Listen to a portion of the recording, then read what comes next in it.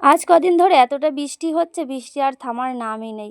এদিক অনেক জামা প্যান্ট নোংরা হয়ে গেছে। বরমশাই কিন্তু জামা প্যান্টগুলো সব কেচে দিল, কিন্তু মেলবো কোথায়? বাইরে তো মেলার উপায় নেই। তো রান্নাঘরে কিছু দড়ি টানিয়ে সেখানেই আমি জামা প্যান্টগুলো মেলে দিলাম।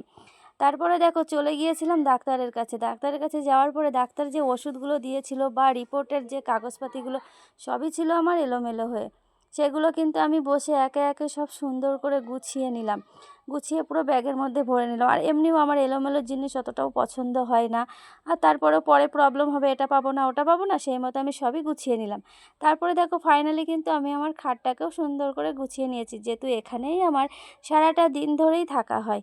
তারপরে বরমশাই আমার জন্য একটু ড্রাগন ফল নিয়ে চলে এসেছিলো।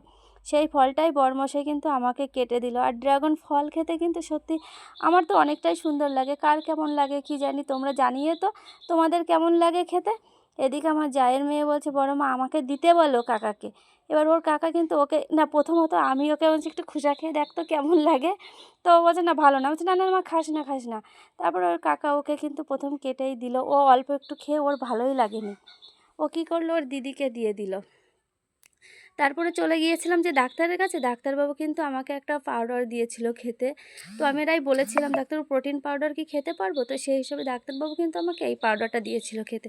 সকালে খেতে বলেছে, সকালে খেতে পারি না, রাত্রে খাই দুধ।